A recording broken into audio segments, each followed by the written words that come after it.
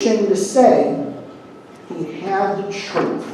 Yeah. You remember when Yeshua was brought before Pontius Pilate and said that he represents the true kingdom? And Pontius Pilate says, what is truth? Yeah. Well, we're back in that society again. Yeah. What is truth? You know, the modern era claimed that there were absolute truths. Look at the Declaration of Independence. We hold these truths to be self-evident. Our postmodern era says, what is truth? The meaning is found in you, whatever you want truth to be. And he was unashamed to claim that he had the truth. That may be hard. We may want to step away from those who say, how can you claim you have the way, the only way? How can you say that your way is the only way? There's so many other religions. I was speaking with a young woman, Andrea, in New York City, in Washington Square Park, when we were doing Evangelism back in July. And that was her one hesitation. She grew up Catholic. She stopped being Catholic. Now she believes in nothing. She says, with all the religions in the world, how can you say, anyone say they have the way, the only way? And my answer to her was, you know, God has made a way available for all peoples. He's a universal God. He's made a way, the way for all peoples can be brought into a relationship with Him. But there's still, spiritually, one way to Him, and He is God, has the right to say, this is the way you come to me. So we should be unashamed to say, yes, we do. It's not my truth, but there is objective truth in the message of the gospel. Next, he explained. He explained a vertical obligation to God. He said to them that the God who made the heavens and the earth wants people to relate to Him, not to creation, not to the statues and the art that they created.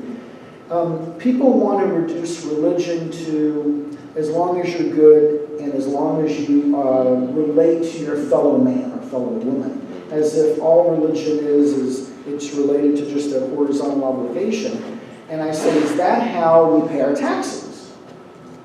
Is that how you pay your taxes? Do you put your sincerity in the envelope and say, I was good to my kids? Mail that to Austin? Yeah. It's not going to, I mean, try that sometime. No, don't, but it's not going to pay your taxes. We live in a society where we accept unquestionably there is a vertical obligation between us and the government over us.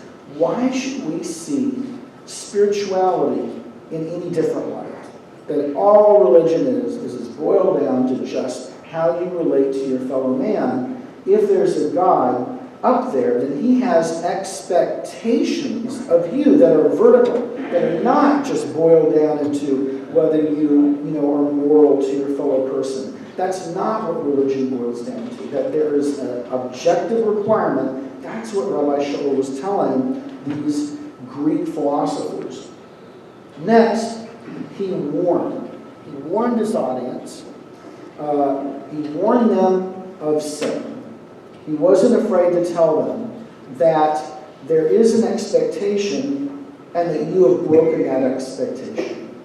We shouldn't be afraid of explaining the gospel to our neighbor, to our friend, that there is an obligation of God, and each one of us has broken that obligation. You can't explain the gospel without mentioning sin, without mentioning that each one of us has broken the laws of God, and we have to answer for that. And let me skip ahead to the last one, Edward, to proclaim. He proclaimed to his audience the resurrection. He didn't end his message without mentioning that this Yeshua, who paid for our sins, rose from the dead. The resurrection is central to communicating the gospel. Amen. The resurrection is an event in time and space that happened, and it's independent of your experience and your observation. It's what makes the gospel message an objective proclamation. Otherwise, how do you know this person who lived in 33 CE died for your sins. It's all subjective and relative and moralistic terms. But when you talk about an event that happened in time and space, an empty tomb that proves that there had to be a real Messiah who came, died, and rose from the dead, that says that what we believe is not based in nice, consistent, philosophies, like he's talking to these Greek philosophers. But what we believe about Yeshua is rooted in time and space. It's an objective event, and once something happens in the pages of human history, it's independent of your experience. It's there whether you choose to believe it or not. And when Yeshua sent the disciples out, he said, "You will be my witnesses." Witnesses of what? They were witnesses of the resurrection. That was what they were witnesses of. And that was central to the proclamation of the gospel. And that is what Paul preached.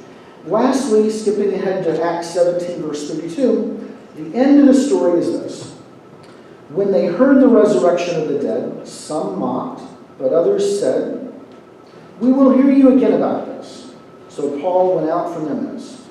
But some of the men joined him and believed, among whom were also Dionysius, the Areopagite, and Damaris, and others with them. So what happens whenever the gospel is proclaimed? Some respond, and some reject. Some opposed. Some opposed. Whenever the gospel is presented, there will always be those who oppose. And it's interesting. The more the gospel is communicated, and the more effective it's communicated, the more hostile there are those who respond. Isn't that interesting? I mean, think about Yeshua.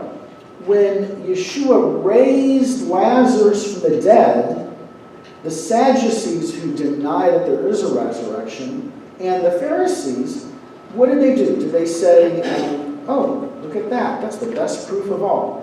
I guess we'll have a meeting of the Sanhedrin and we'll all vote to embrace Yeshua"? No, it said they tried to kill Lazarus. I mean, think about that. You can't keep a good man down.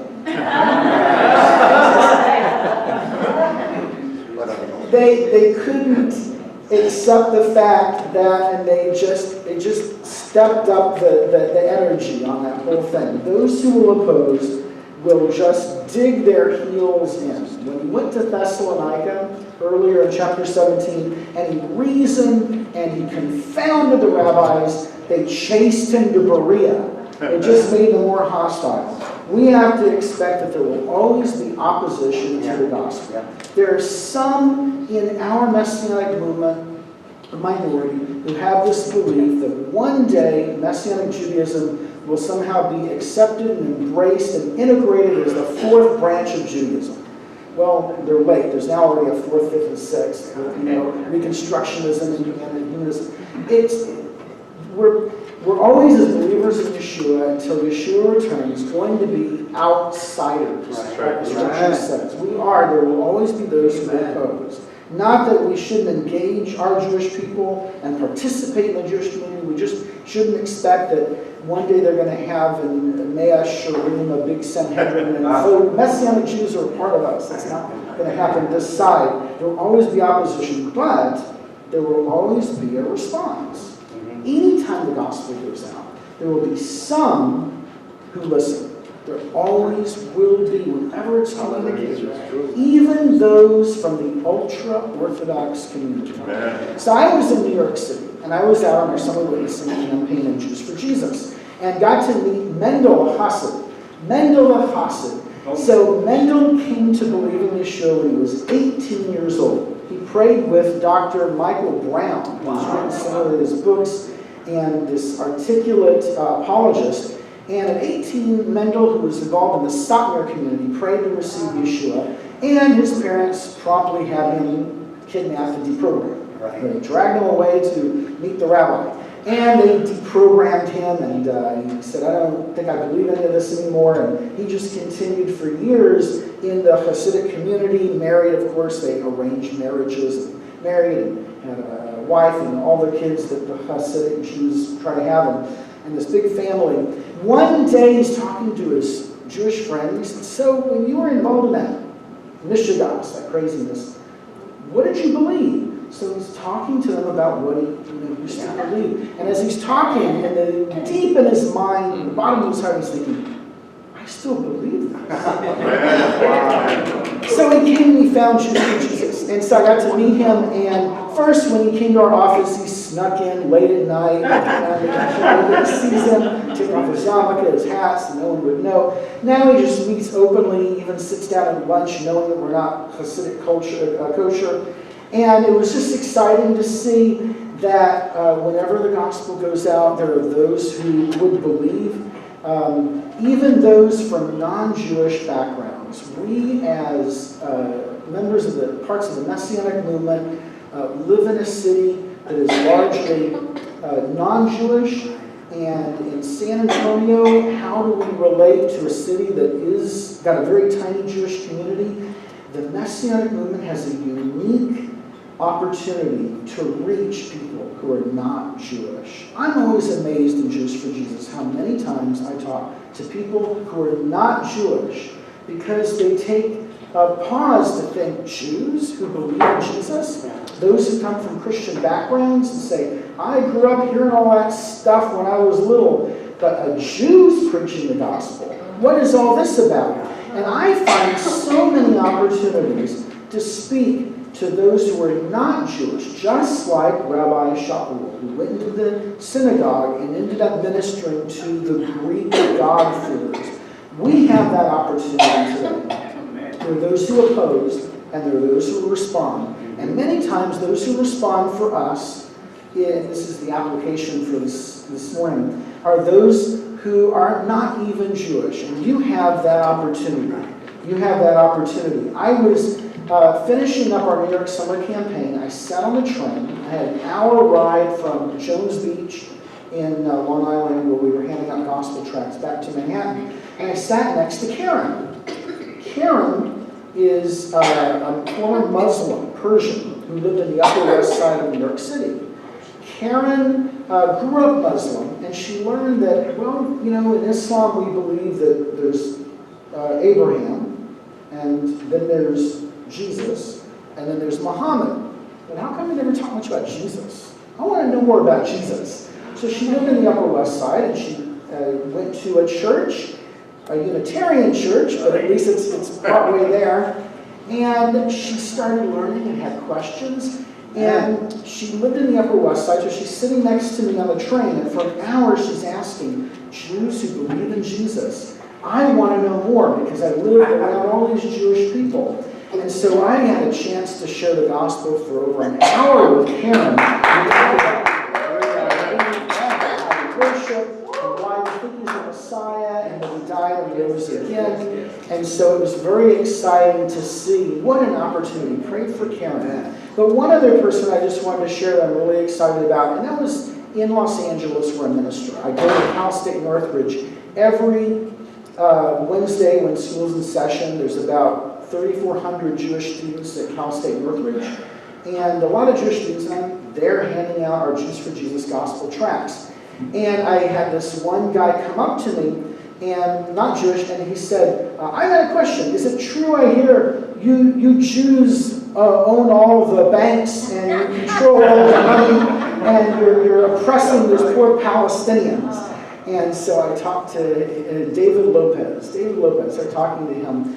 And my initial thought is, an anti-Semite, just the right person I want to talk to.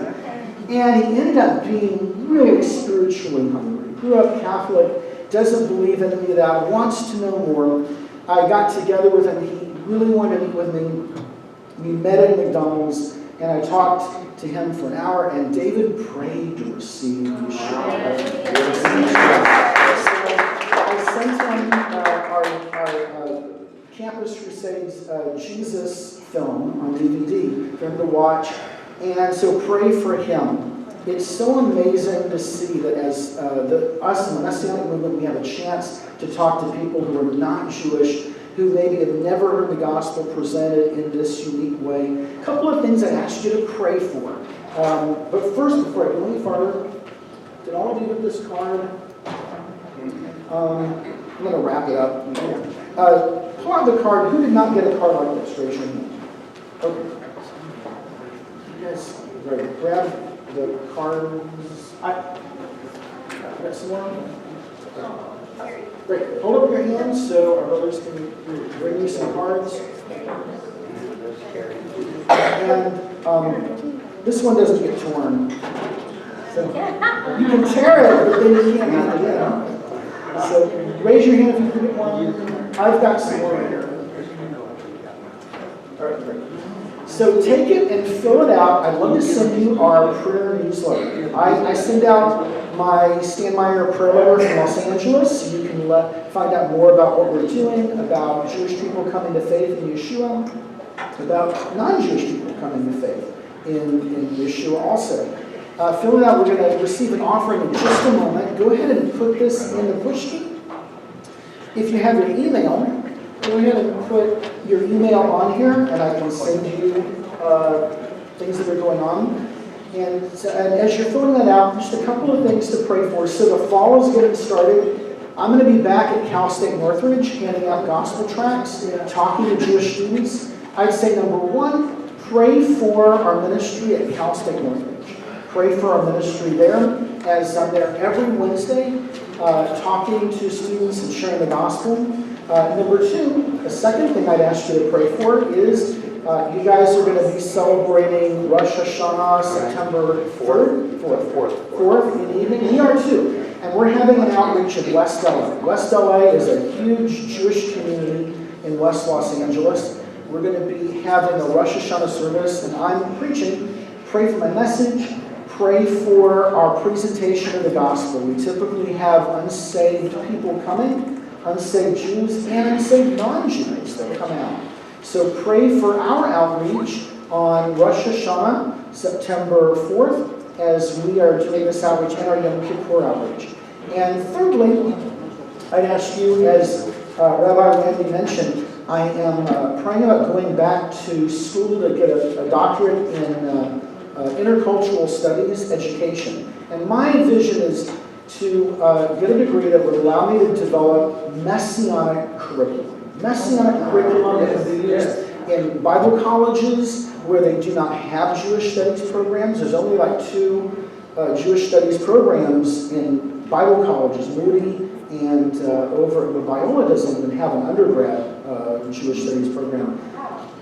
Pray for that as I'm looking to bring Jewish studies programs into Bible colleges and seminaries and get a degree that would give me credential for that. I'm really excited for the ministry giving me that opportunity. I have been asked to raise money for that, and so that's part of what I'm doing right now is in the process of raising support to cover the doctoral program. But thank you so much for having me here to get to share what we're doing.